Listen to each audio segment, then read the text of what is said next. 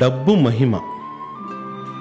ఒకానొక దంపతులకు పెళ్ళైన 10 సంవత్సరాల తర్వాత ఓ పుత్రుడు జన్మించాడు. ఆ బాలుణ్ణి అపురూపంగా పెంచి పోషించసాగారు. అతని ప్రతి కోరికను తీర్చేవారు. పిల్లవాడు ఏది అడిగితే కాదనకుండా తెచ్చిచ్చేవారు. సమయం గడుస్తూ పోయింది.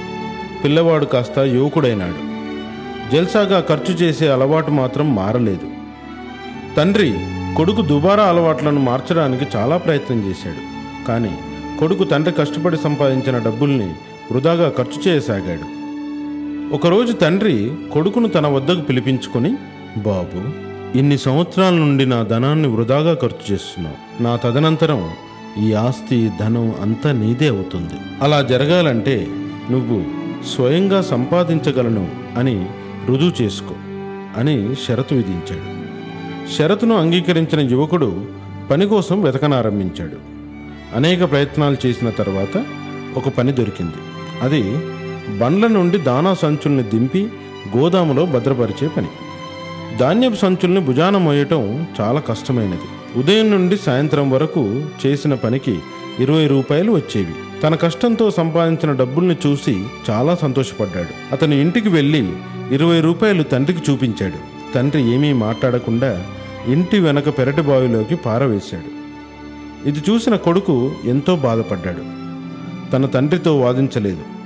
మరుసటి రోజు మళ్ళీ 20 రూపాయలు తండ్రికి ఇచ్చాడు. నిన్నట్లాగే పెరటి బావిలోకి విసిరేశాడు.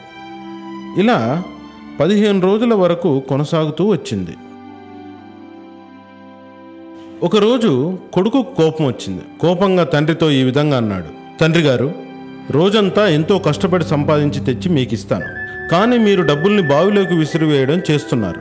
మీకు తెలుసు కదా, నా కష్టం ద్వారా సంపాదించిన డబ్బు ఎంతో విలువైనది అనగానే తండ్రి నవ్వుతూ, ఇప్పుడు నీకు అర్థమైందా?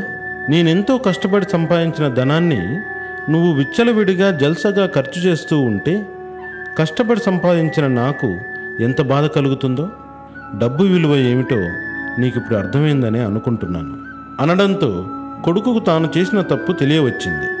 ఇక భవిష్యత్తులో సంపాదించిన డబ్బును ఎప్పుడూ వృధా కానివ్వలేదు. ఇందులో నీతి, డబ్బుల యొక్క మహిమ అర్థమవ్వాలంటే కష్టపడి డబ్బుల్ని సంపాదించాలి. దాన్ని పొట్ట చీల్చి చూచినచో పురుగులుండును, పనికి వచ్చు గుంజు ఏమీ ఉండదు. అట్లే పిరికివాడు పైకి మంచి శరీర పుష్టి కలిగి చూడం